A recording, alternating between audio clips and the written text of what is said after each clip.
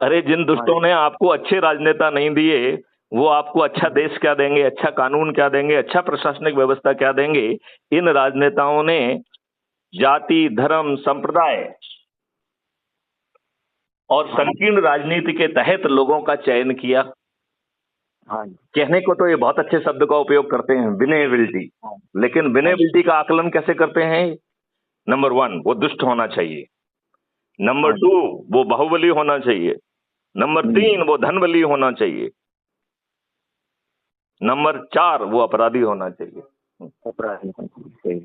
तो ये विनेबिलिटी के फार्मूले के आधार पर दुष्ट लोगों को आपके ऊपर थोपते हैं, उनसे करोड़ों रुपए लेके उन्हें टिकट देते हैं और फिर उन्हें से कहते हैं कि तुम जो है ना गरीबों को दारू बांटो, साड़ी बांटो, पैसों बांटो, और जिन लोगों के आप वोट खरीदो, ये दुष्ट उन्हें रिप्रेजेंट नहीं करते हैं। ये पार्टी भिप से बंधे हुए